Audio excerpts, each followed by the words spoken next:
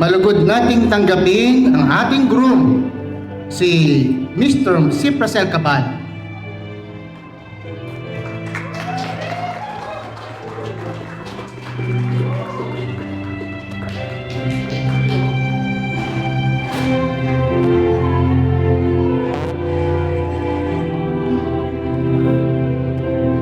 At kasunod niya ang parents ng groom, sina Mr. Cipriano Cabal at Mrs. Amelia Cabal.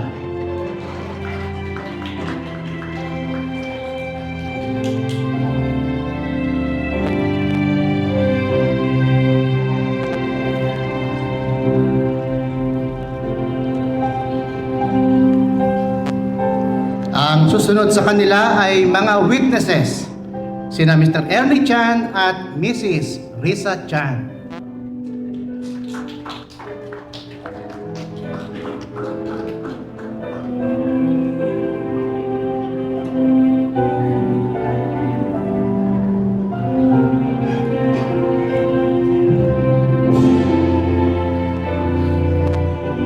Ang ating ring and Bible bearer, Mr. Eris Chan.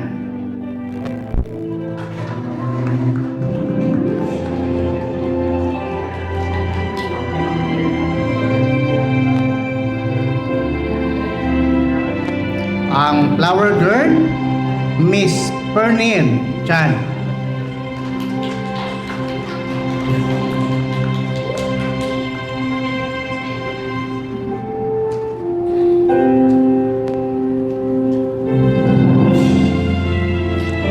And another flower girl, Miss C. Bias.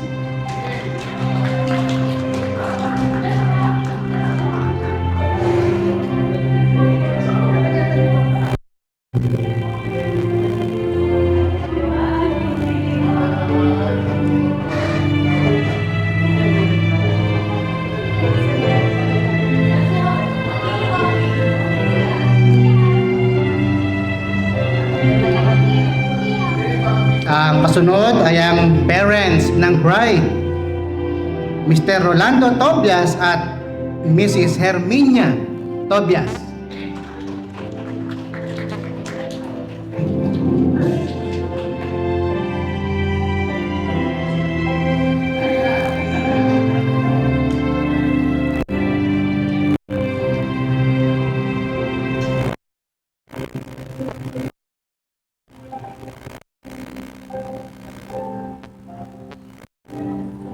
Okay. Malugod nating tanggapin ang bride na si Miss Trixie Ann Tobias.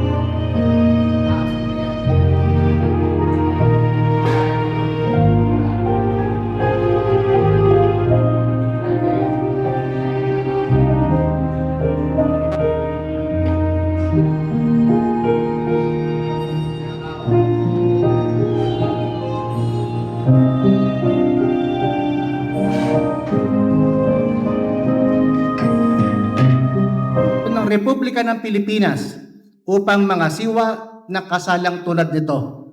Ibibigay niya sa atin ang isang salik sa Bibliang pahayag na may pinamagatang marangal na pag-aasawa sa paningin ng Diyos. Ngayon ay tawagin natin si Brother Par. Masayang masaya kami para sa inyong dalawa, Hazel and Trixie. Siyempre pa, narito ang inyong mga panauhin, mga malalapit sa inyong puso. Napakalimitado ng bilang ng pwede ninyong maimbitahan. Kaya natitiyak ko na talagang dumaan ang mga bisita ninyo sa matinding pag-filter. Talagang sila yung the best of the best.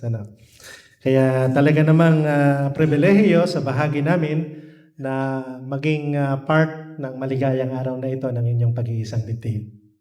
Pero siyempre pa, may mga kapatid, may mga kaibigan tayo na nasa Zoom, mahalaga rin ang kanilang pagiging naririyan dahil ibig sabihin niyan, maligaya rin sila para sa araw na ito sa inyong dalawa. Pero Hazel, Trixie, tanggap namin yung katotohanan. Kahit gaano kami kasaya, hindi nun kayang pantayan ng kagalakan sa inyong puso. Nakita ko kanina si Hazel nung bumababa ka dun sa stairs. Hindi maikakaila yung lukso ng kanyang puso, yung kabog ng kanyang dibdib, yung kagalakan. Kaya talaga namang maaasahan natin na ang araw na ito, punong-puno ng kagalakan at punong-puno ng pag-ibig. Normal yon sapagkat ang kayusan ng pag-aasawa, ito ay dinisenyo ng Diyos na Jehovah.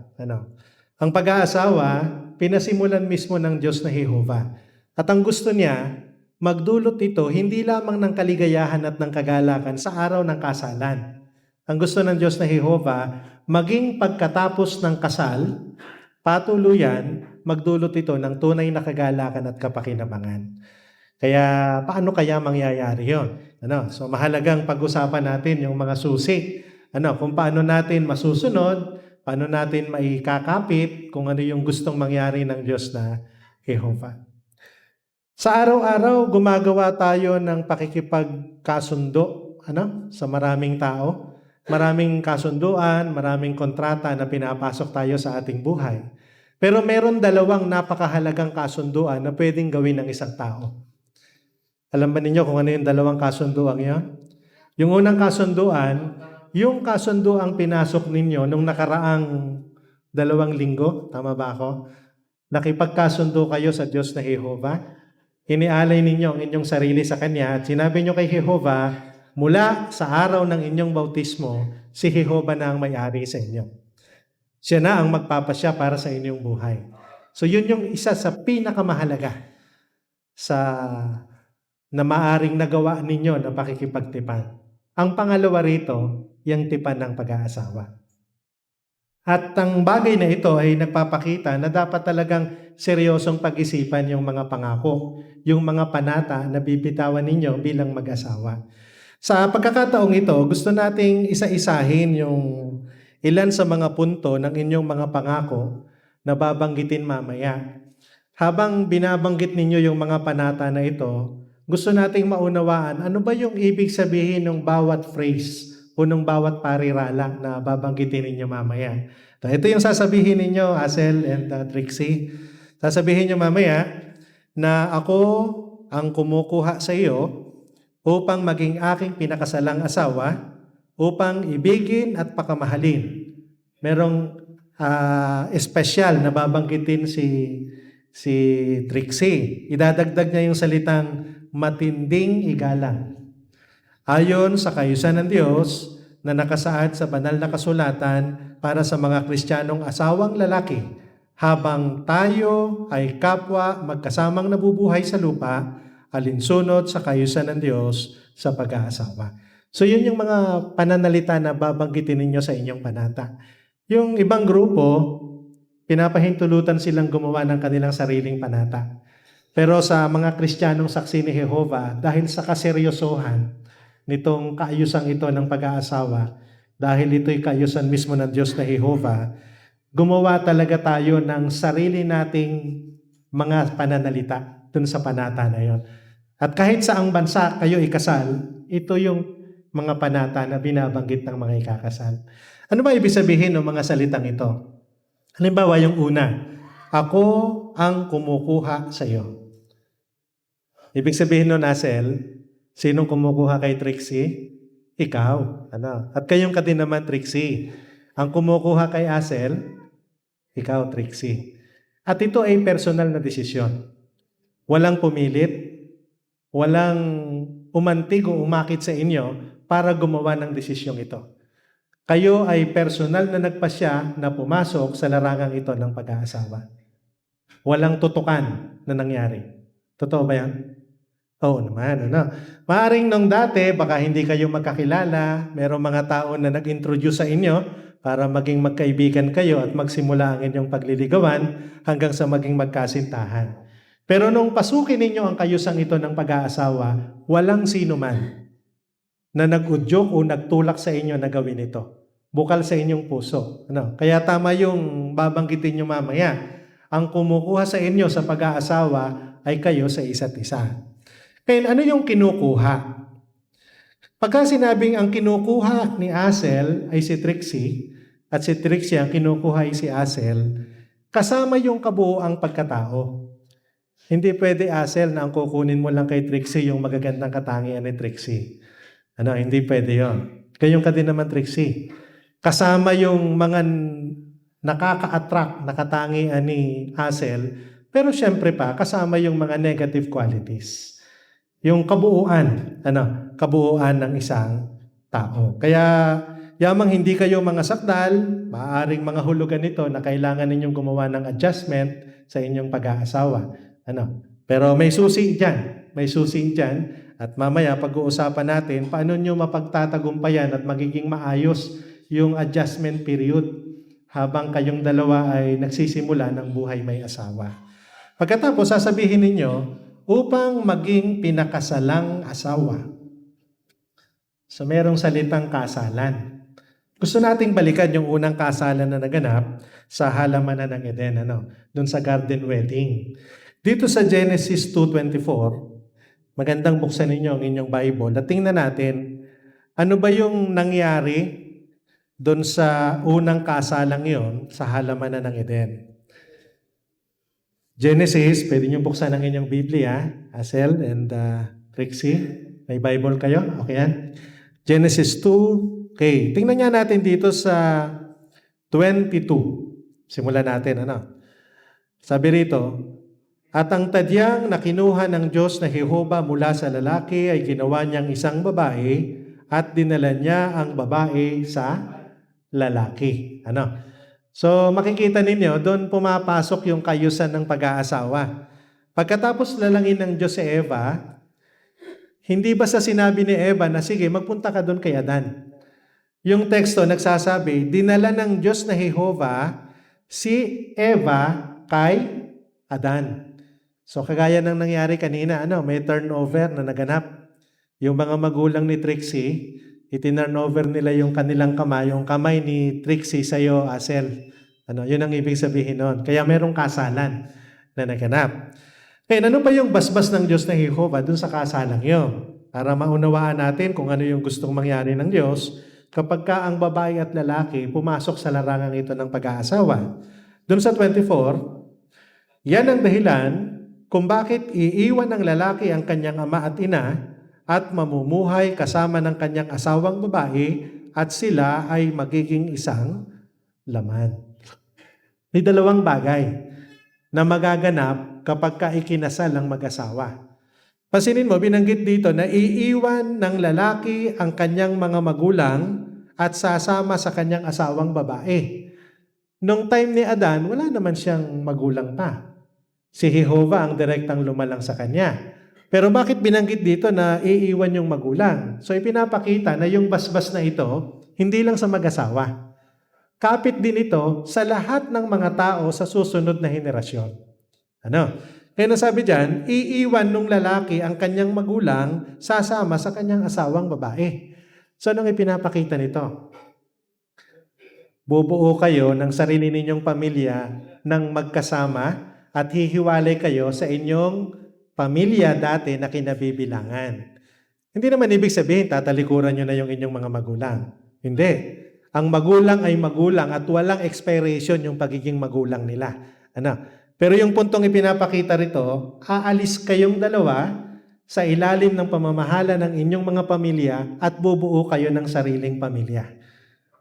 Madaling maintindihan ito kapag ginawa yung isang paglalarawan. Para itong isang puno, halimbawa magtatanim ka, Asel, ng isang puno ng mangga. Ilalagay mo ba yung puno ng mangga na yon sa ilalim ng malaking puno ng mangga? Hindi. Kasi kapag nilagay mo yon, maaaring mabuhay naman, pero hindi siya lalaki at baka hindi siya mamumunga. So, ganun din yung prinsipyo. Para magkaroon kayo ng isang matagumpay, matatag na buhay pampamilya, kailangan yung humiwalay at bumuo ng sarili ninyong pamilya. Ngayon, pagka kayo ay nagsasama na bilang mag-asawa, paano nyo mamalasin ang isa't isa? Ang sabi rito, sila ay magiging isang laman. So, ipinapakita nito, yung pag-aasawa, permanente. Hindi pwedeng pag-hiwalayin. So, sa Bible, at maging sa simulain ng Biblia o ng Diyos na Jehovah, malinaw na walang provision para sa diborsyo o paghihiwalay. At pansinin mo, isang lalaki lang at isang babae ang ikinasal. Sa makatwid, ayon sa kayusan ng Diyos, ang babae at lalaki na ikinasal ng Diyos na Jehovah sa lalim ng ganitong kayusan ay magiging magkasama ng walang hanggan. Bakit walang hanggan? Nung time na ikinasal si Adan at si Eva, hindi pa sila nagkakasala. Kaya nung sabihin ng Diyos na Jehovah na magiging isang laman sila, ang talagang nasa isip niya, yung kanilang relasyon magiging pangwalang hanggan. Nagkasala ang tao, kaya nabubuhay lang tayo ng limitadong bilang. Kaya ngayon, ang binabanggit ay nagiging mag-asawa sila habang sila ay nabubuhay. Pero ang totoo, ayon sa layunin ng Diyos, ang pag-aasawa ay forever. Walang hanggan. At gaya ng alam natin, dahil may pag-asa tayo ukol sa buhay na walang hanggan, tsak na magkakaroon din ito ng katuparan. Kaya yung kasal ninyo ngayon, Asel and Trixie, pwedeng maging forever yan. Kung makakatawid tayo ng buhay sa bagong sanlibutan, magpapatuloy ang inyong pagsasama ng walang hanggan. So yun ang ibig sabihin, dun sa kayusan ng pag-aasawa. Binanggit din dito na bilang mag-asawa dahil sa napakalapit ng inyong relasyon, nandoon yung tendensya na masyado na kayong magiging pamilyar sa isa't isa. At dahil masyado na kayong pamilyar, may tendency na yung ilang maliliit na mga bagay, kapag ginawa ng iba, parang wala lang. Pero kapag ginawa ni Asel sa iyo, Trixie, ibang usapan. Ganon din naman si Asel. Pagka si Trixie na ang gumawa kay Asel, iba na to. Samantalang kung iba naman ang gagawa, parang pwedeng palampasin. So normal yon. Kasi sa sobrang lapit ng inyong relasyon bilang mag-asawa at isa na kayong laman. Kaya ang karagdagang simulain na pwede ninyong ikapit para magawa ninyo yung panatang ito ay yung binabanggit ng Efeso Kabanatang 4, talatang 26. Ano ba yung binabanggit doon? Efeso 4:26. Ayan. Nandiyan na kayo? Sabi, kapag napuot kayo, huwag kayong magkasala. Huwag hayaang lumubog ang araw na galit pa rin kayo. Ang payo na ito, iminumungkahi ito, ipinapayo ito sa ating relasyon sa ating mga kapatid, sa ating mga kaibigan, sa ating mga kapamilya, sa ating kapwa-tao. Kung minsan hindi literal itong maikakabit sa ibang tao. Na bago lumubog ang araw, kailangan lutasin agad. Pero sa mag-asawa, kailangan literal nilang ikapit ito. Kailangan. Anuman ang mangyari, hindi kailangang pagtagalin na kayong dalawa ay may tampuhan sa isa't isa. Bakit? Kasi yung tampuhan, yung sama ng loob, pwedeng humantong yun sa pagkainis, pagkayamot, na kapag nalipasan ng magdamag, mas lalaki pa at mas lalalim pa ang sama ng loob. Hanggang baka dumating sa punto, isipin ng babae at ng lalaki, hindi na nila kayang magsama bilang mag-asawa. Pero kung tutuusin, pag binalikan mo yung problema, hindi lang siya pinansin. Numating lang si Asel, dahil pagod na pagod si Trixie, hindi napansin yung pagdating ni Asel, yun lang ang dahilan. Pero after 3, 4, 5 days, parang pakiramdam ni Asel, hindi na magiging successful ang kanilang pagsasama. Gusto na nilang maghiwalay. So ganun kapanganib yon. kung bakit kailangan na yung mga di pagkakaunawaan lutasin agad para hindi na lumaki. Yun yung paraan para magawa ninyo yung inyong panata na manatili kayong mag-asawa ng walang hanggan. Mamaya, babanggitin din ninyo na sasabihin ninyo sa isa't isa na upang ibigin. Upang ibigin. So, ang isa sa pinakamahalagang katangian na dapat ninyong taglayin sa kasalang ito at sa inyong pag-aasawa ay ang pag-ibig. Sa inyong pagkaalam, ilan bang uri ng pag-ibig ang karaniwan ng nararaman ng tao? Di ba? Merong pag-ibig na pangkaibigan. Di ba? Kailangan ba yun sa mag-asawa? Oo. Kailangan maging mag-best friend kayo. Ano ba yung ginagawa ng mag-best friend? Laging nagkukwentuhan. Kapag may problema yung isa, sinasabi niya sa kanyang best friend. So, dapat yun ang madama ninyo. Kung dati meron kayong mga BFF, pero ngayon, pangalawa na lang sila sa mga BFF niyo. Kasi ang number one BFF ninyo, ang isa at isa. Ikalawang pag-ibig, yung pag-ibig na pangkamag-anak, pangkapamilya. Pwede ba yun sa mag-asawa? Oo. Kayo ang pinakamalapit na magkamag-anak.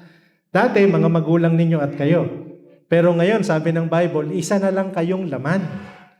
Imagine ninyo, iisa kayong laman. Ganon kalapit ang relasyon nyo bilang mag-kamag-anak. Ano? Kaya talagang makikita natin yung senaryo na kailangan yung i-develop yung ganong klase ng pag-ibig. Pero may isang uri ng pag-ibig na hindi nyo kailangang isa-isang tabi. Sa katotohanan, ito yung pinakamahalaga sa uri ng pag-ibig na dapat ninyong madama sa isa't isa. Tingnan niya natin kung ano yung pag-ibig na yun. Buksan niya natin yung Efeso Kabanatang 5. Dito sa talatang 25. Pagkatapos, lilipat tayo sa talatang 28 at 29. Actually, ito yung pag-ibig na ipapakita mo, Asel, kay Trixie, dito sa tekstong ito. Pero siyempre pa, dapat ganito rin yung maramdaman ni Trixie sa iyo. No? Pwede ba, Asel, na basahin mo sa amin yung binabanggit ng tekstong ito? Efeso, Kabanatang 5, talatang 25. Okay, so yun, meron kang microphone.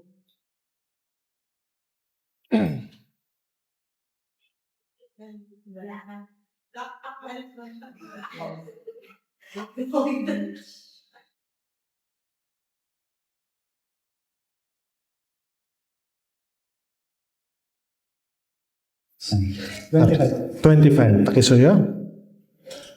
Mga asawang lalaki, patuloy na mahalin ang inyong asawang babae kung paano inibig ng Kristo ang kongregasyon at ibinigay ang sarili niya para dito. 28 and 29. Sa katulad ng paraan, dapat mahalin ng mga asawang lalaki ang kanilang asawang babae na gaya ng sarili nilang katawan.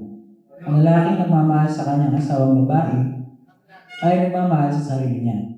Dahil walang sino mang napapuot sa sarili niyang katawan, kundi kinakakain niya ito at inaalagaan, gaya ng ginagawa ng Kristo sa kongregasyon. Ayan. Itong pag-ibig na binabanggit dito sa tekstong binasa mo, Asel, sa palagay mo, romantic love ba ito? Romantic love ba yan? Actually, yung romantic love, talagang dapat yun. Ano? Kailangan nyo sa mag-asawa. Yun ay isa sa pinakamahalagang elemento ng inyong pagsasama, yung romantic love. Pero pansinin mo dito, Asel, yung pag-ibig na ito, gaya ng pag-ibig ni Kristo sa kongregasyon.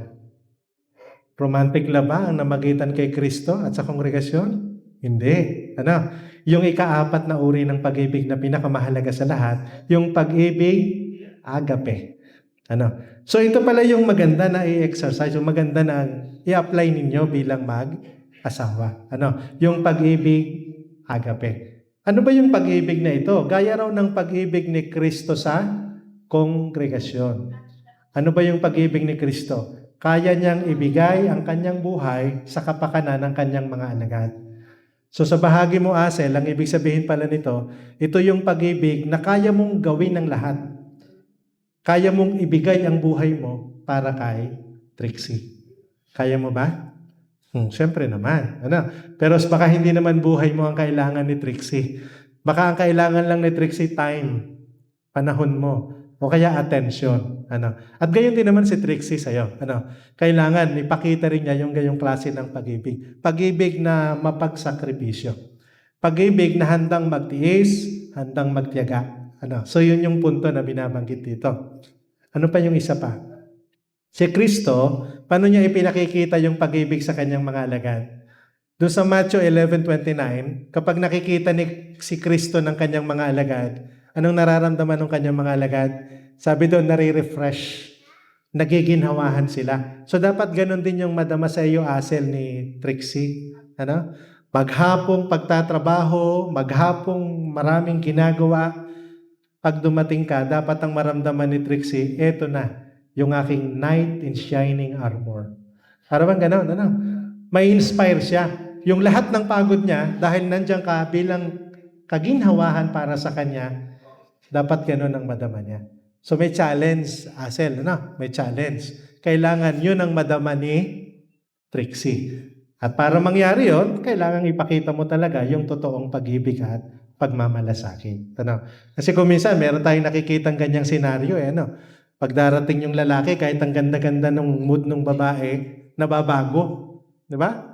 Hindi ganon. Hindi yun ang sinasabing pag-ibig. Dapat yung punto na kapag nakita niya, o nakita nila ang isa't isa, nare-refresh. Nararamdaman nila na meron silang kausong, meron silang kasama sa pagharap sa maraming problema. Kaya paano mangyayari yun? Paano madarama ng isa't isa yung ganong klase ng pag-ibig? Yung susunod ninyong panata, babanggitin ninyo, at pakamahalin. Pareho ba yun? Pag-ibig, pagmamahal? Actually, yung pag-ibig, paglalarawan yon sa salitang pagmamahal. Pero yung pagmamahal, yun pala yung action. Yung action. Kaya yung pagpapakita ng pag-ibig, dapat ipadadama, ipinadarama yon. Ganun ka din, Asel. Dapat ipadarama mo kay Trixie yung iyong pagmamahal. Naalala mo siya sa buong maghapon. Di ba? Paano mo ipapadama na naalala mo siya? Siguro, pagdating mo galing sa trabaho, may konti kang bit-bit para ipakitang naalaala mo siya. Di ba?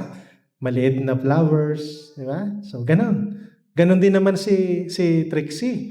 Paano niya masasabing mahal ka niya at naalala ka niya? Baka iniisip niya kahit marami siyang trabaho, magluluto siya ng masarap na recipe, yung paborito mo. Baka hindi niya kayang iluto yun, kaya mag-YouTube siya para sisiguraduhin niya na masusunod niya yung recipe, di ba? So sa ganong paraan, madarama ninyo na talagang kumikilos kayo. Ipinadaraman niyo yung tinatawag na pag-ibig. Kaya yung salitang pakamahalin, may action yon. Sasabihin niyo mamaya, sa bahagi mo lalo na Trixie, yung binabanggit ng Efeso Kabanatang 5, talatang 33. Ipababasa ko naman sa iyo yung tekstong yan. Efeso 5, dito sa talatang 33. Trixie, pwedeng pakibasa mo? Ngayon man, mahalin ng bawat isa sa inyo ang kanyang asawang babae, gaya ng sarili niya. Ang asawang babae naman ay dapat magkaroon ng matinding paggalang sa kanyang asawang lalaki. Yun. Yung lalaki, magpapakita ng pagmamahal. In return, anong gagawin ng babae? Magpapakita siya ng matinding paggalang. Yung respeto, yung paggalang, kailangang makita yon sa mag-asawa. Babae at lalaki, pareho silang dapat magbigay ng galang. Pero napansin mo, bakit sa mga babae binanggit dito yung matinding paggalang? Alam mo ba ibig sabihin nito, Trixie? Pagka sinabing matinding paggalang, ang ibig sabihin pala nito, hindi ka lang magpapakita ng respeto kay Asel. Titiyakin mo na si Asel ay magiging isang respetadong asawang lalaki. Aalagaan mo ang kanyang reputasyon. Sa papaanong paraan? Iingatan mo ang iyong paraan ng pagkilos at ang iyong paraan ng pagsasalita, ano pat hindi dapat maalaman ng iba o makita ng iba na hindi ka rumirespeto sa kanya. Kasama rin dito, Trixie, yung pag-iingat sa ilang mga bagay na confidential para kay Asel. Hindi kita tinatakot, Trixie. Marami ka pang malalaman kay Asel pag mag-asawa na kayo. Marami pa. Kasi hindi naman niya yung nabanggit, hindi naman niya naipakita yon nung kayo ay magkasintahan pa. Kasi pinipilit niyang itago yung mga kahinaang yon. Matutuklasan mo yan. Ngayon, paano mo makikita o mapapangalagaan yung reputasyon ni Asel? Hindi mo ikukwento kay mami, kay daddy, sa mga kaibigan sa kongregasyon, sa mga kakilala. Iingatan mong confidential yon. Kasi bakit? Pag nalaman nila, anong mangyayari kay Hazel? Masisira yung kanyang reputasyon. Yun ang dahilan kung bakit sinabi na kailangang magpakita ang asawang babae ng matinding paggalang. So, hindi lang respeto ang inaasahan sa iyo. Iingatan mo ang mabuting reputasyon ng iyong asawa. Kayong dalawa ay kababautismo pa lamang. Habang kayo ay namumuhay bilang mga Kristiyano, maraming mga pribilehiyo sa kongregasyon, lalo na sa asawang lalaki. After a year, paka-consider ng mga elder o ilang mga taon ang mga pribilehiyo para kay Hazel. Ito ang gagawin ng mga elder, Trixie. Qualified ba si Hazel na ministerial servant? Sasabihin ng lupon, qualified. Naabot niya yung tunguhin, naabot niya yung kwalifikasyon na binabanggit sa teksto. Ang sunod nilang tanong, Trixie, kumusta si Trixie? Qualified ba siyang asawa ng ministerial servant? Mayroon ba siyang respeto, paggalang sa kanyang asawa? Pagka sinabi nung isa na, ay, parang hindi naabot ito ni Trixie, hindi niya makukuha yung pribilehiyo. Nakita mo yung papel mo? Napakahalaga ng papel mo. Hindi lamang dun sa buhay may asawa. Napakahalaga ng papel mo para sa pagsulong ng espiritualidad ni Hazel. At kapag nakamit yun ni Hazel, yung pribilehiyong yun, hindi si Hazel lang. Pribilehiyo yung mag-asawa. Kasi kayamanan para sa inyo na may pribilehiyo kayo sa kongregasyon. Kaya mahalaga yung pagsunod dito sa mga simulaing ito na binabanggit ng Biblia, may kaugnayan sa pagpapakita ng taimtim na paggalang. Ayon sa batas ng Diyos na nakasaad sa banal na kasulatan. So ipinapakita sa kasalan, merong batas. May batas ang Diyos na hindi dapat kaligtaan. Ano yung batas? Maliban doon sa mga pinag-usapan natin. Gusto kong basahin natin yung binabanggit ng unang Korinto, kabanatang 11. Dito sa talatang 3. Unang Korinto 11:3. Bigyan natin ng pagkakataon ulit si Trixie na basahin ang tekstong ito at pakikinggan namang mabuti ni Hazel. Sabi diyan, Pero gusto kong malaman ninyo na ang ulo ng bawat lalaki ay ang Kristo, ang ulo ng babae ay ang lalaki, at ang ulo ng Kristo ay ang Diyos. ayan. Yan yung batas ng Diyos sa pag-aasawa. Ano yung batas? Merong 3 level of authority na binanggit yan. Ang pinakamataas na level of authority si Jehovah. Sunod si Jesus Christ. Yung pangatlo, asawang lalaki. Yun pala yung kikilalanin mong autoridad sa pamilya. Di ba? Ang asawang babae ay dapat kumilala sa kanyang asawang lalaki bilang kanyang ulo, bilang kanyang tagapanguna. Kaya ang ibig sabihin nito, Trixie, talagang lagi mong isasaalang-alang yung puntong ito. Susunod ka sa anumang mga desisyon na nagawa ni Hazel. Pero siyempre, hindi naman magpapasya si Hazel ng padalos-dalos. Kanina, sinabi natin na ipapakita niya yung pag-ibig sa iyo, kagaya ng pag-ibig ni Kristo. So, anong gagawin ni Hazel kapag gagawa ng mga desisyon? Lalo na kung mabibigat na mga pagpapasya. Siguro, baka ang gagawin ni Hazel, uupo kayo, di ba?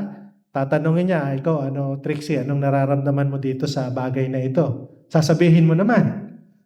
Tapos ang susunod na gagawin ni Hazel, bubuksan niya yung Bible, yung publication, para tingnan.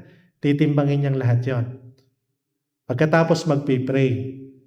Sa huli, gagawa na si Hazel ng desisyon. Yung desisyong yon, anuman yon, yamang ikaw ay nasasakop ng kanyang pagkaulo, itataguyod mo yon. Susundin mo yon. Yun ang ibig sabihin ng pagkilala sa kanyang autoridad bilang ulo. Pero ito yung problema, Trixie. Meron challenge. Ano yung challenge? Kapag si Hazel ay gumawa ng desisyon, nag-usap kayo, nanalangin, nagsaalang-alang siya ng mga simulain. Yung desisyon ni Hazel, hindi naman talaga yun ang gusto mong mangyari. Pero dahil si Hazel ang ulo, anong gagawin mo? Susundin mo. Itataguyod mo. Pero itong nangyari, Trixie, pagkatapos niyang gumawa ng desisyon, bigo si Asel. Diyan masusubok yung iyong pagkilala sa kanyang autoridad. Sisisihin mo ba siya? Sasabihin mo ba sa kanya na, yan Asel, kung nakinig ka lang sa akin, baka hindi nagkaganito ang mga bagay-bagay. Ganun ba? Ay, hindi. Ano? Kasi tandaan mo, yung pagpapasakop, hindi lang yung nakikita sa panlabas na paraan, maging sa puso. Imaginein mo ito, Trixie, bakit mahalaga yung pagpapasakop? Si Asel, alam niya na yung desisyon niya against doon sa desisyon mo. Pero dahil siya ang lalaki, siya ang gumawa ng pasya at sumunod ka naman. Bigla ngayong failure.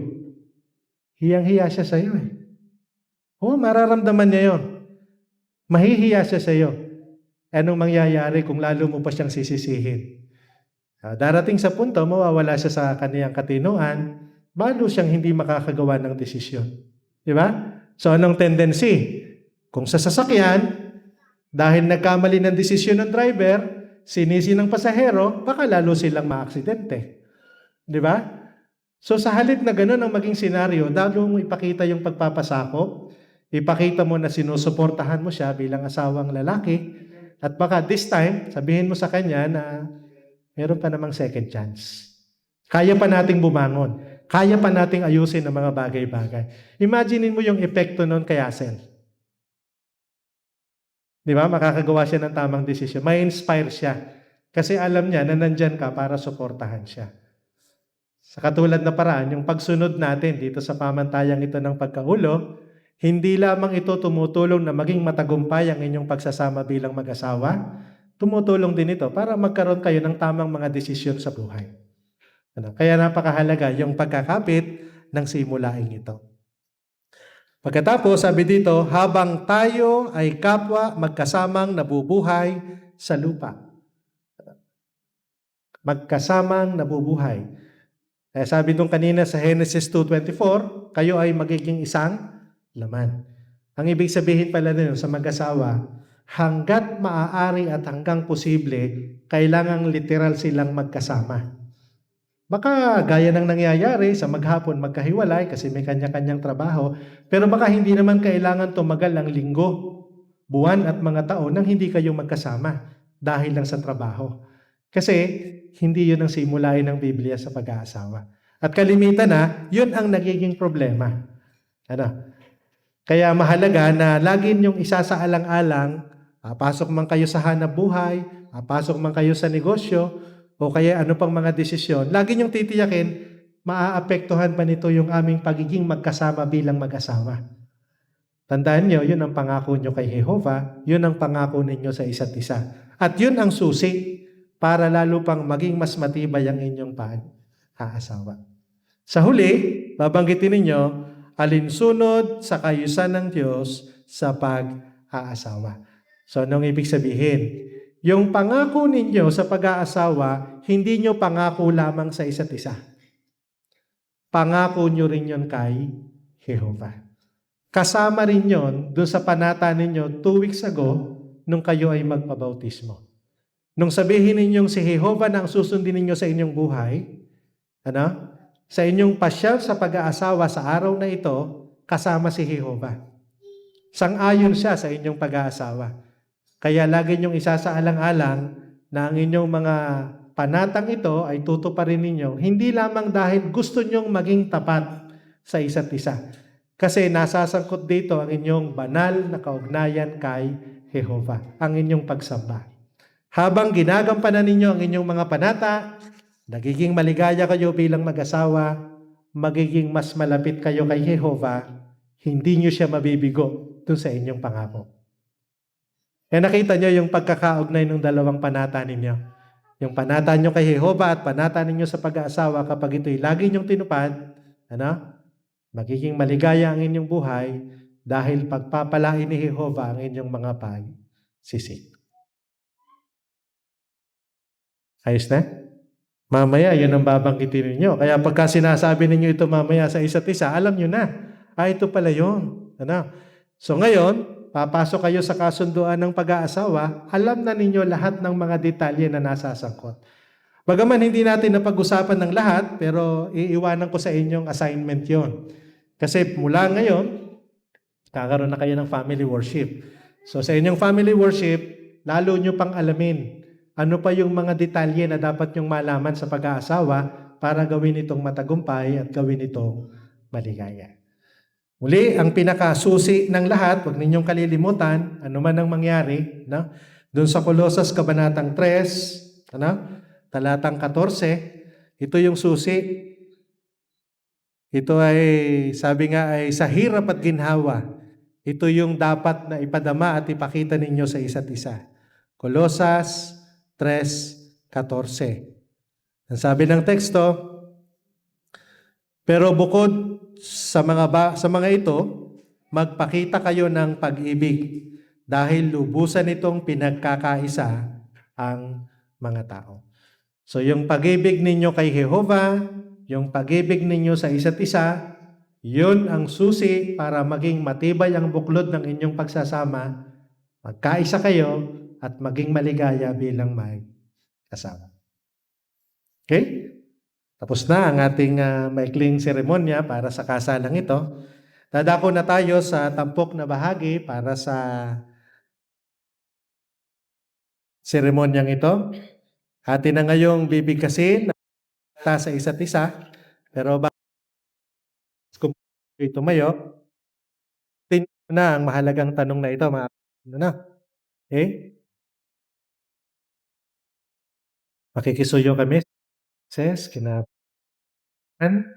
na, yan. Chan, sorry.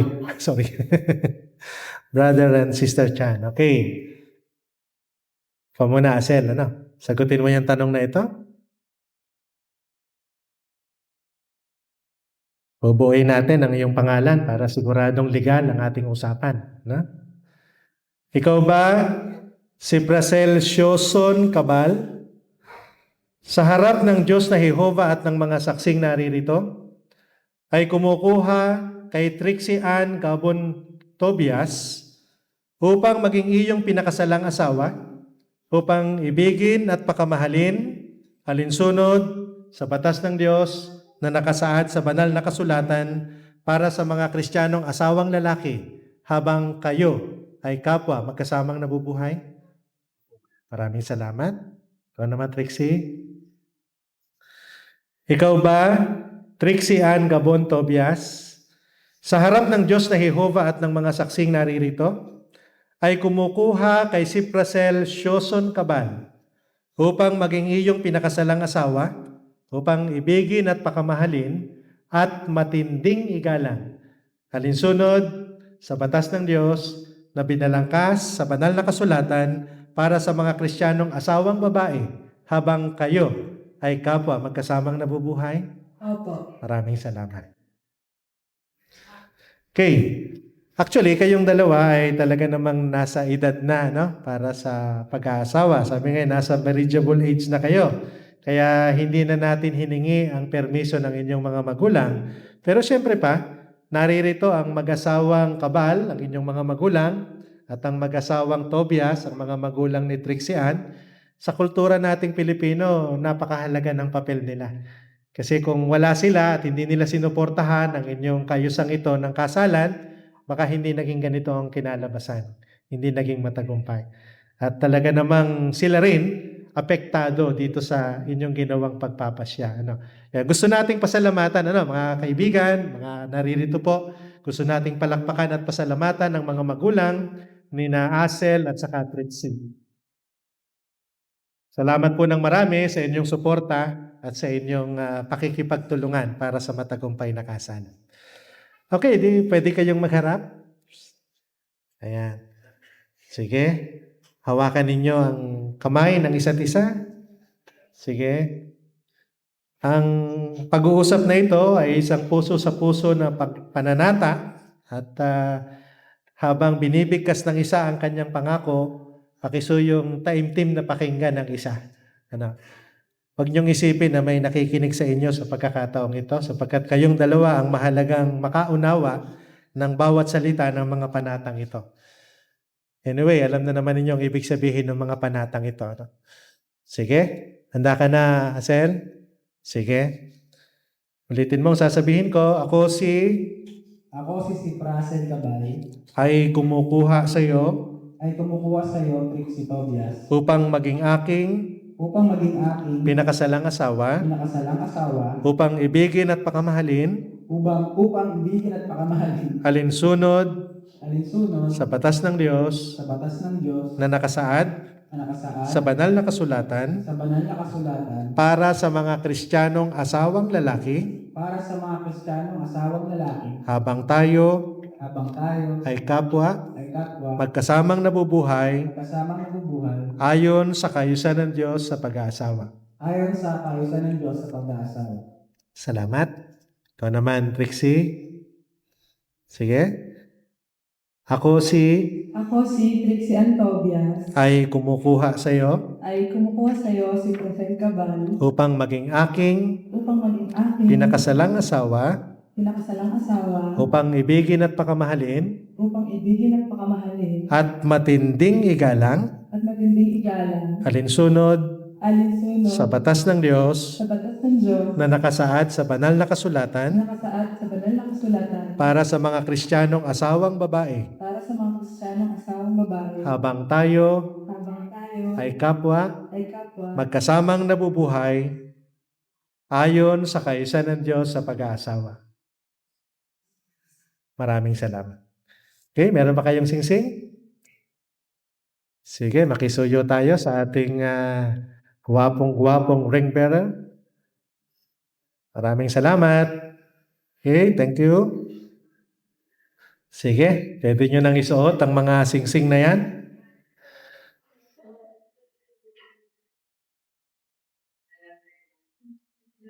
Mga kapatid, mga kaibigan, ang mga singsing na ito, wala naman pong seremonyal na kahulugan.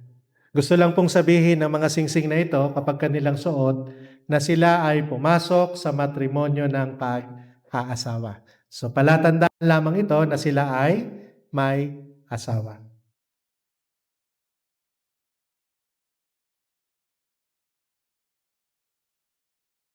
Okay? Yaman din lamang na sina Seprasel Sioson Cabal at Trixie Ann Gabon Tobias ay nagtipan sa harap ng Diyos na Jehova at ng mga saksing naririto, ako bilang ordinadong ministro na binigyan ng karapatan ng banal na kasulatan at ng Republika ng Pilipinas na magkasal, ay nagpapahayag na silang dalawa ay mag-asawa na. Ang pinagsama ng Diyos ay huwag paghiwalayin ng sino mang tao.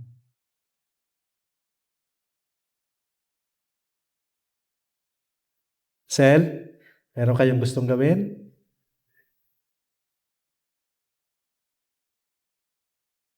Okay na, mamaya na yon.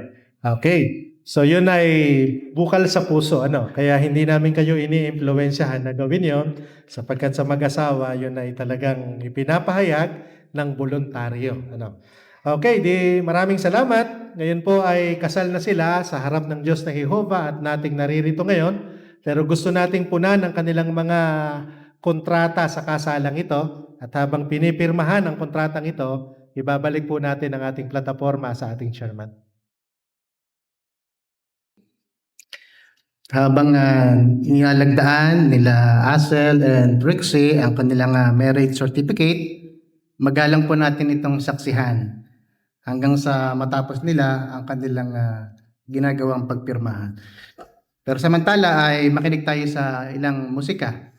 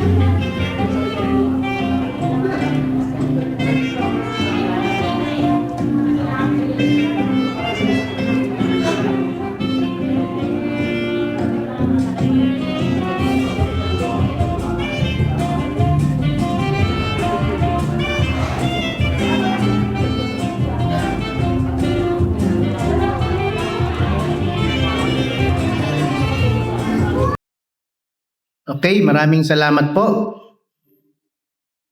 Yung mga tapos na ang signing ng kanilang marriage certificate at tapos na rin ang pahayag para sa seremonyal ng kasal.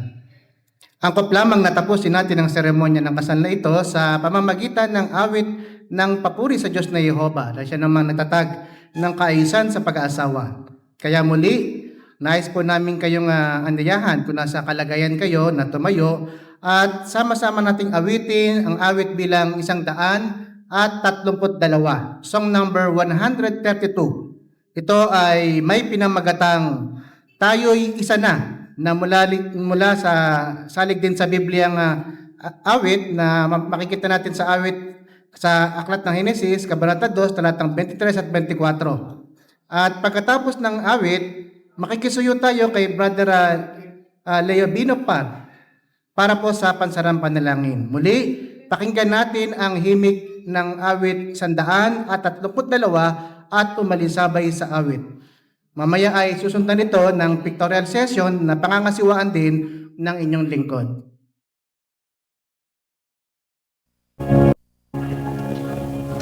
Tayo po manalangin. Pinakamamahal.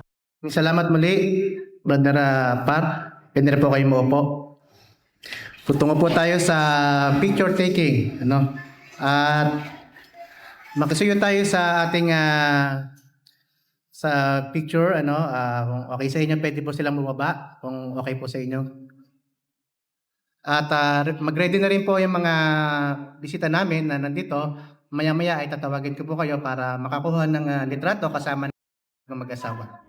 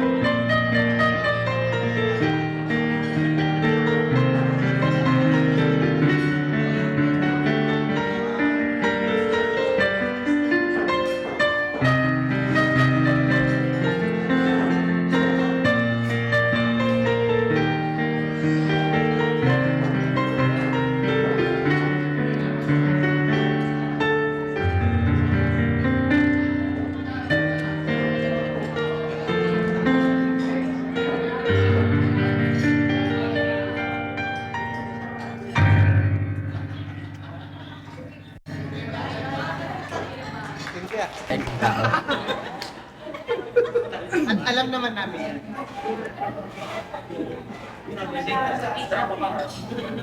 Para sa ating lahat ito.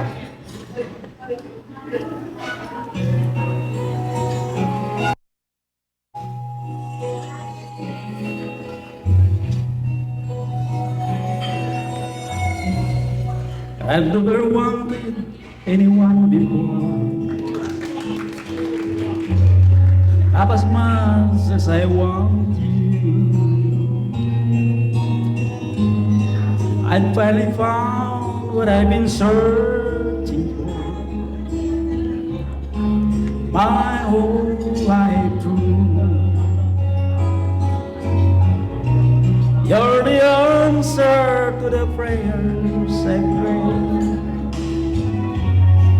more than I ever dreamed of. So I give to you my heart today, and pledge my eternal love.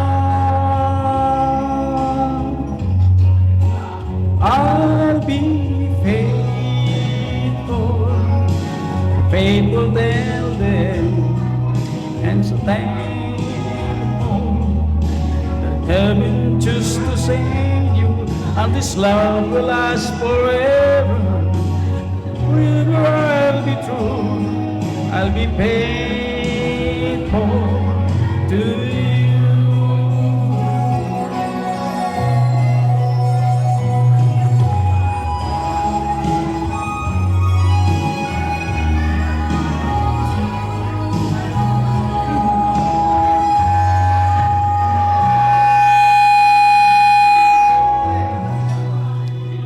You're my one and only one, you see.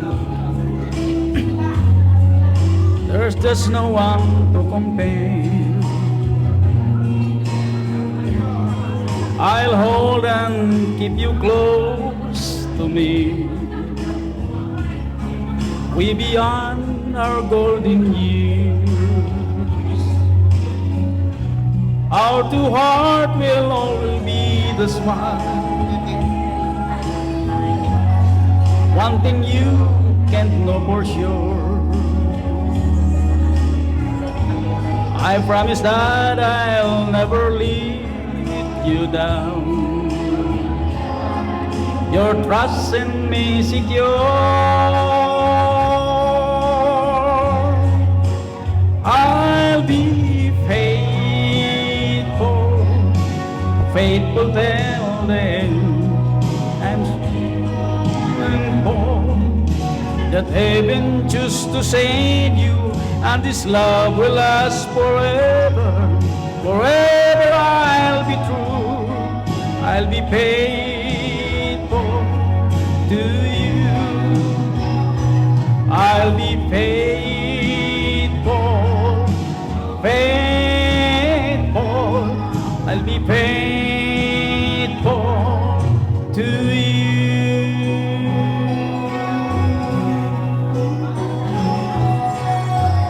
Maraming pong salamat. Thank you, Kuya Sip. First time kitang marinig na kumanta. Then, ay handugan tayo ni Miss Chloe. Okay, ang Dreaming. Good evening po sa lahat. Ako si Chloe, pinsan ni Kuya Hazel. Una sa lahat, congratulations sa inyong dalawa. Alala ko, 10... Basta matagal na. Yun, I wish you all happy years through ups and downs. So yun. This is Dreaming of You by Selena.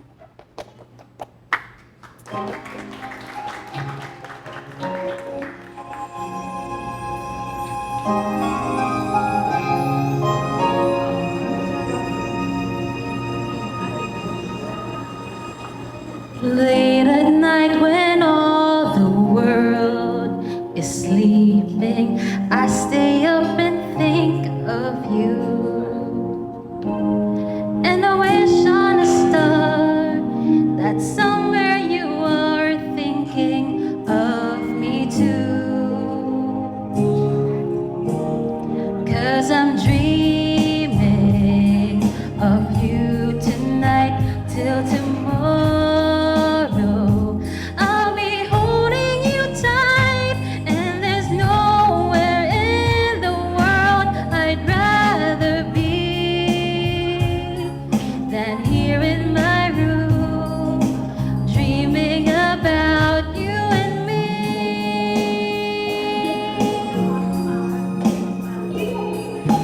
Wonder if you ever see me, and I wonder if you know I'm there.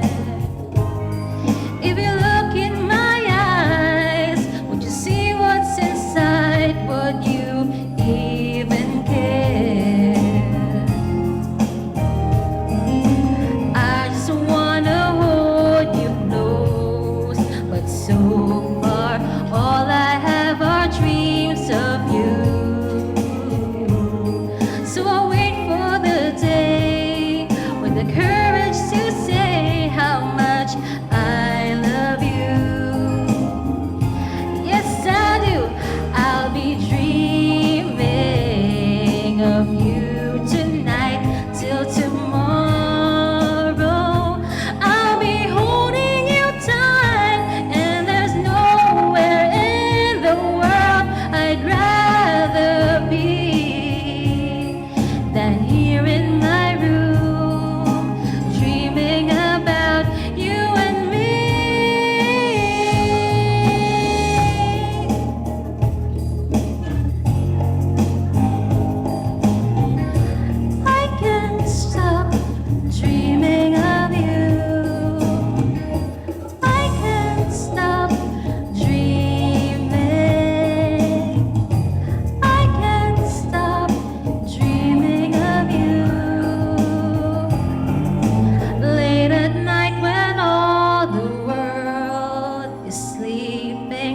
I stay up and think of you.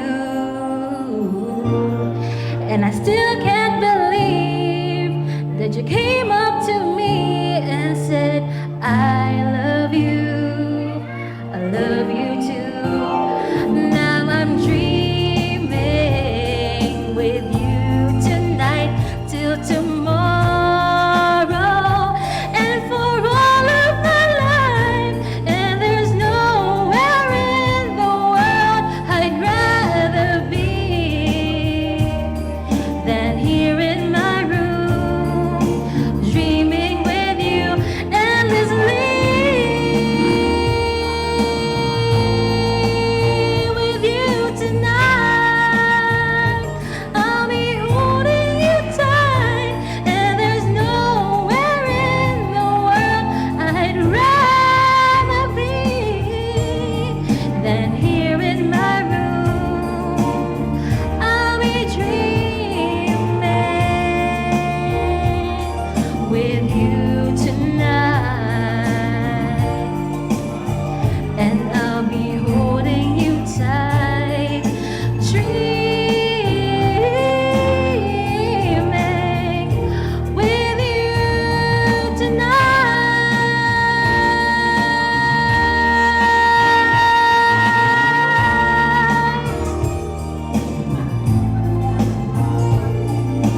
Dreaming with you tonight.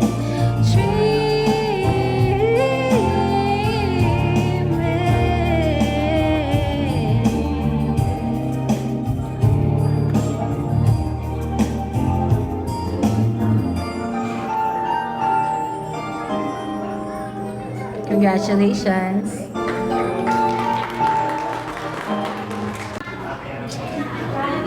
Thank you, Miss Chloe. And then next is Miss Sheila Mi Ramos. Still the one.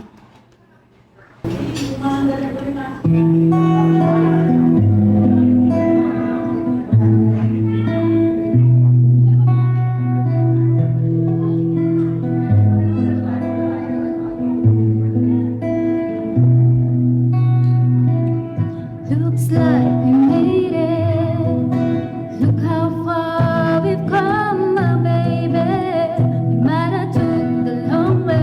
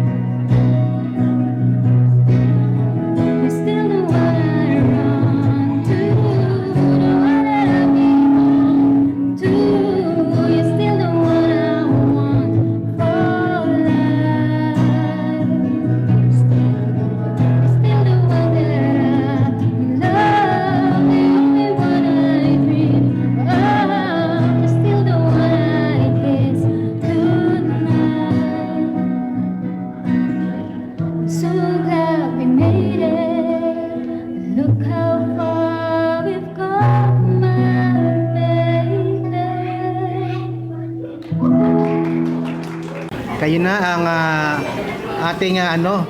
ating parang bagong mag-asawa, no? Bagay na bagay sila.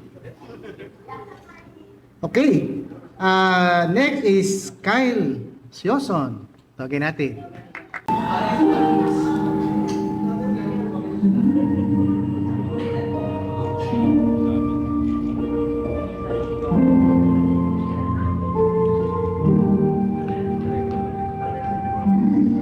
Everybody needs inspiration. Everybody needs a song, a beautiful melody. When the nights are long, 'cause there is no guarantee that this love is easy. And when my world is falling apart, when there's no light to break up the dark, that's when when I look at you, when the waves are flooding the shore and I can't find my way home anymore, that's when when I look at you, when I look at you, I see forgiveness, and I see the truth. You love me for who I am. When the stars hold the moon right there where they belong, and I know I'm not alone. And when my world is falling apart, when there's no light to break up the dark, that's when when I look at you, when the waves are flooding the shore and I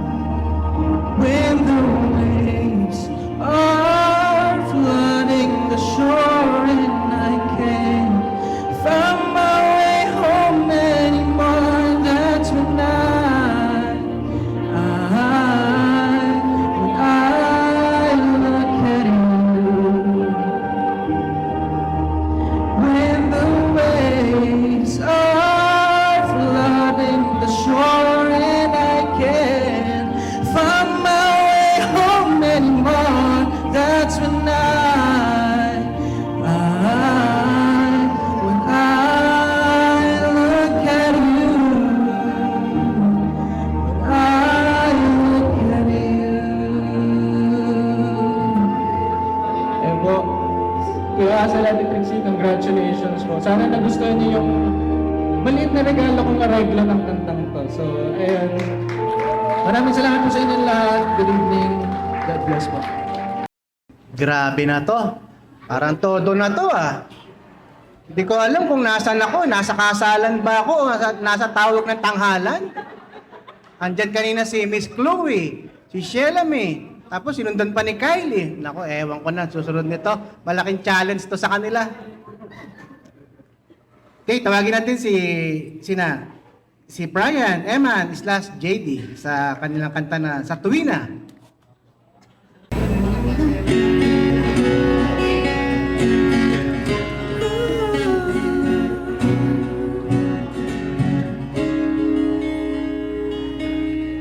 Sa hindi naman pampabuhay ng araw ko,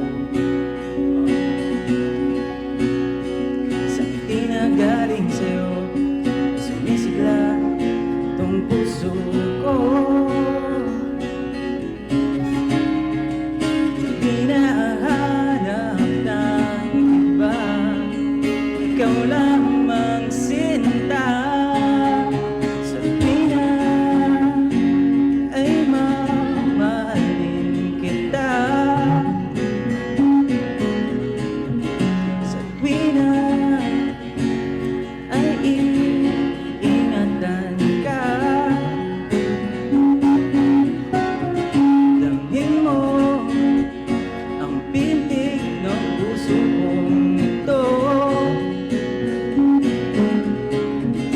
Hindi ka ipagpapalik sa mundo.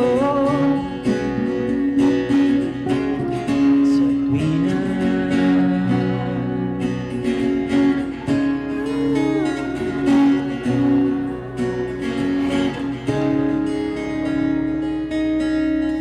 at ang puso ko ay umiibig dahil sa'yo. Sa panaginip araw-gabi, ika'y laging kasama ko. Hindi na hahanap ng iba, ikaw lamang sinta.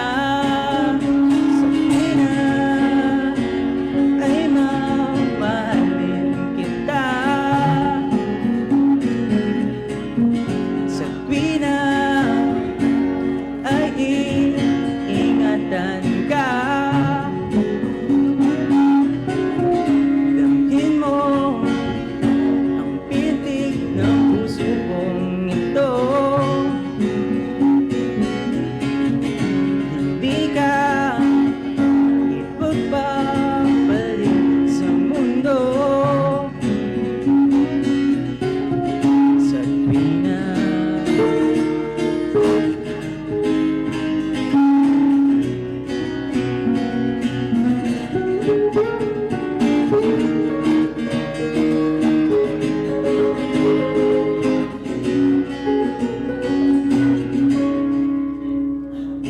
di na hahanap ng iba, ikaw lamang sinta.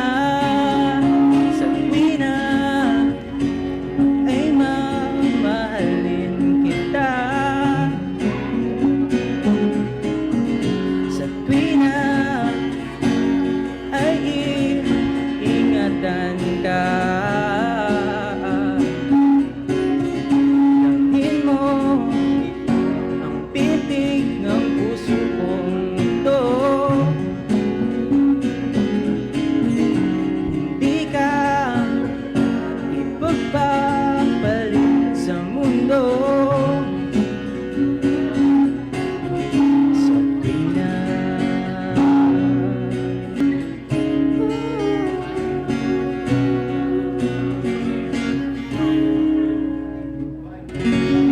congratulations.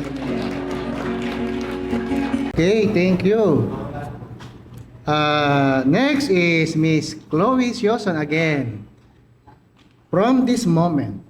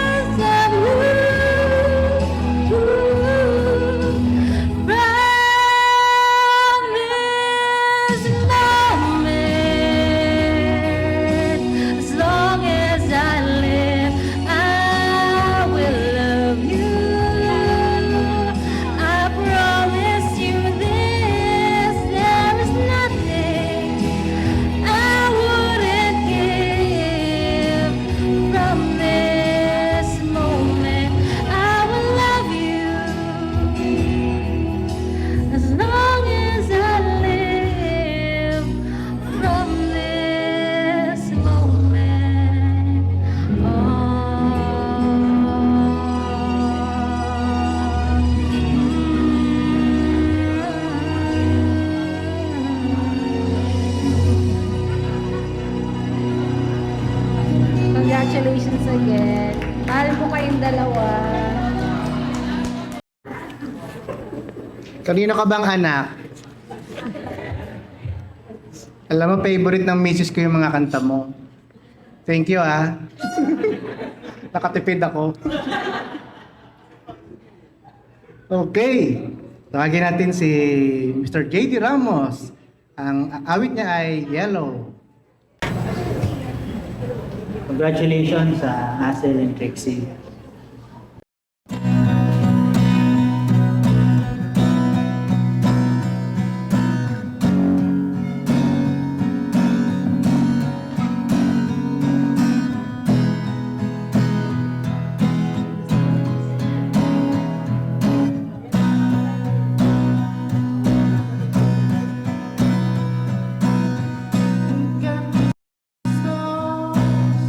Look how they shine from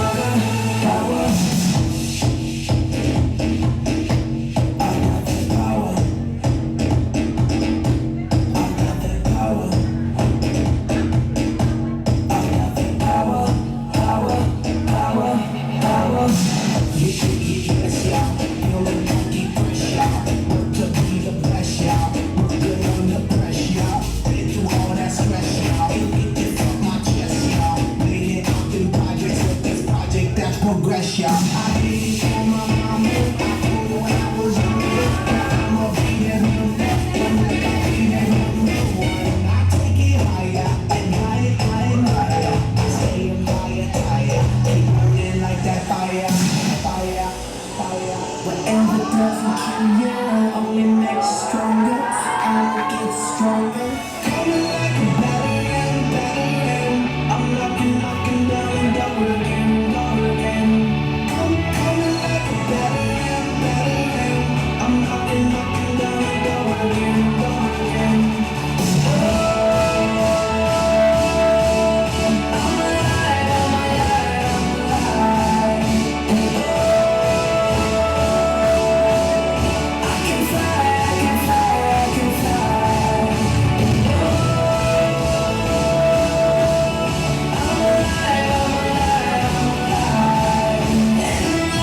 Every second, minute, hour, bigger, better, stronger, power.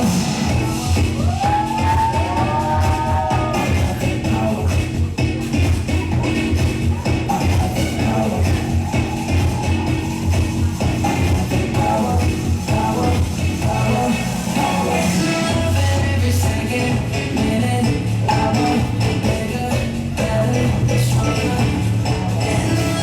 Every second, minute, hour, bigger, better, stronger, power.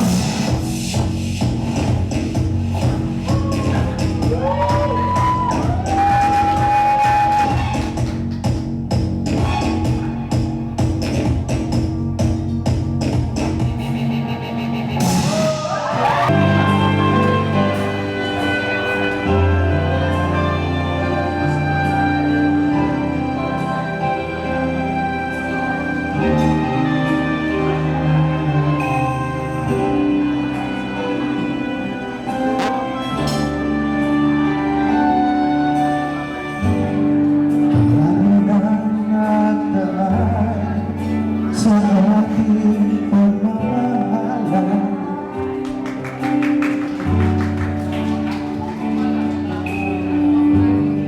marami na ang pagsubok sa buhay natin ay pumasok. Ang nakaraan ay dapat lang limutin. Ang mahalaga ngayon, bukas natin dalawa. Hindi ka na muli luluha, sinta.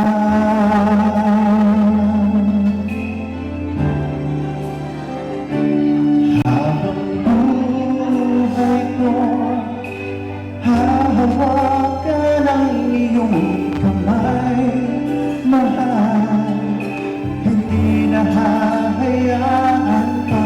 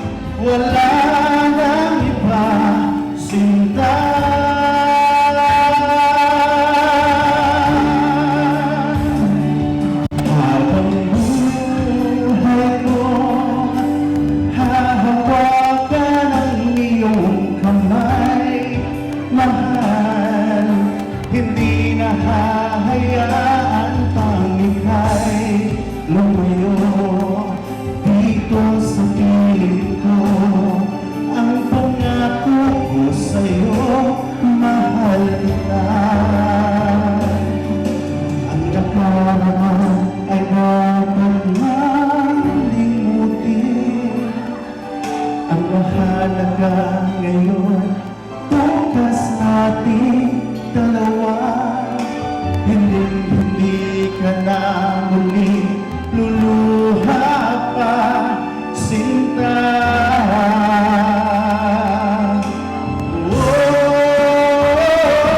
Habang buhay ko, hahawakan ang iyong kamay, mahal.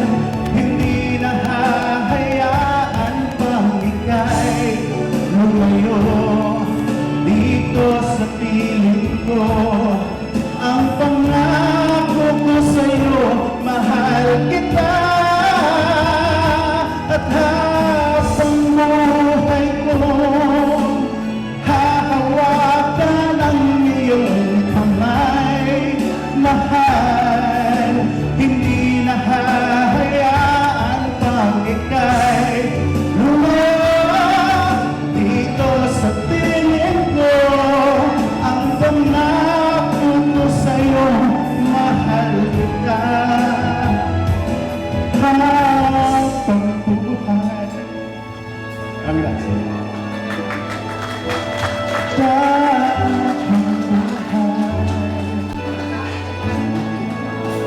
Jeffrey Sioson. Napasin ko lang parang lahat ng Sioson magagaling kumanta eh. No? Grabe. Pwede tayo magtayo ng band. Sioson band. No? O kaya ay rubber band. No? Pwede, naisip ko lang. Okay. Tawagin natin muli, nagbabalik. JD Ramos and kanyang wife, Shelamy Ramos. Terrified.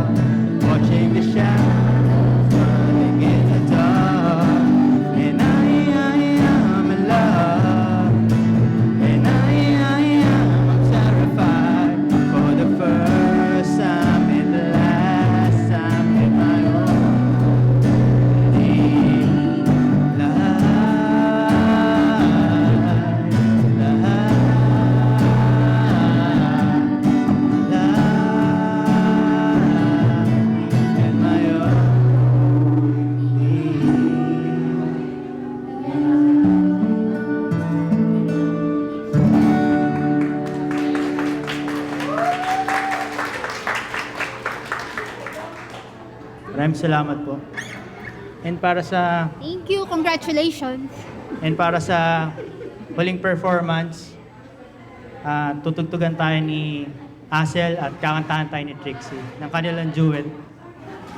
Ano pamagat, kuya? Smile at me. Ang pamagat tayo, smile at me.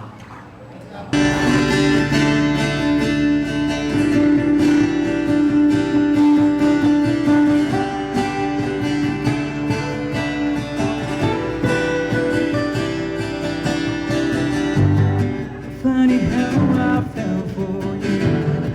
And the day you caught my eye, my life would never be the same since the day I saw your smile. You stand out from the crowd indescribable.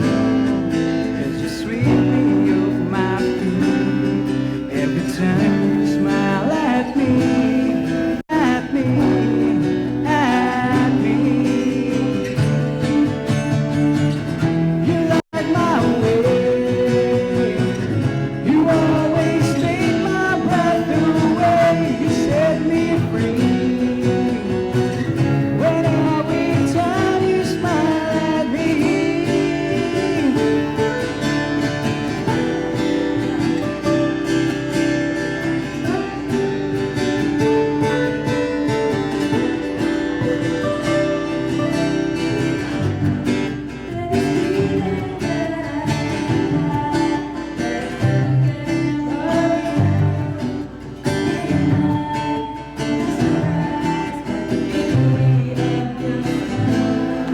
Cause you knock me off my seat every time you smile at me, at me, at me.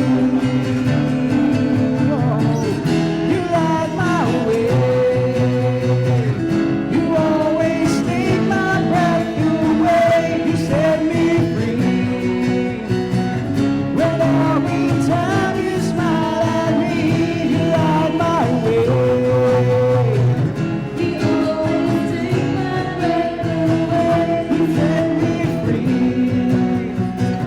When every time you smile at me.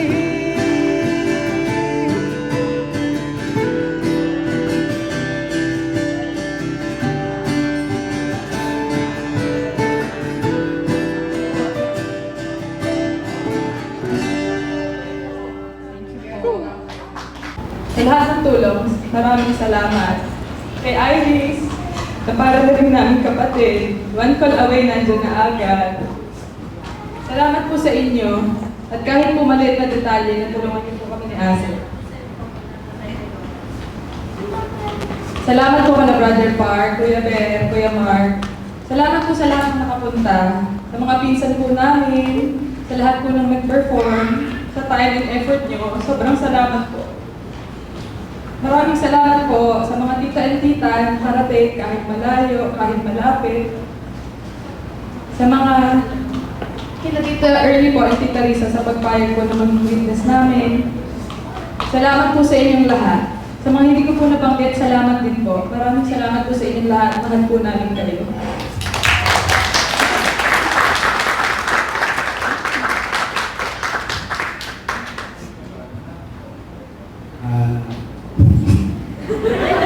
Una-una po maraming salamat sa Diyos niya at pinagkaloob niyo po na mangyari ng maayos tong kasal niyo. Maraming salamat din po sa lahat po ng bisita na pumunta pati po sa Zoom. Sana po yung enjoy kayo. Maraming salamat po sa mga magulang ko na walang sawa po sumuporta sa akin ng pasensya. Sa mga kapatid ko po na lagi tumutulong. Sa kila Tito Ernie po and Tita Baby na hindi po sila tumutulong sa akin. Maraming salamat po. Maraming salamat din po kila nanay, kila tatay, kila Kateroy, babae, kay Jazzy, saka sa lahat ng pamilya po nila. Salamat po sa pagtanggap niyo po sa akin. Salamat din po kila Kuya Ben, kila Kuya Mark po, saka kay Brother Loyo. Maraming salamat po.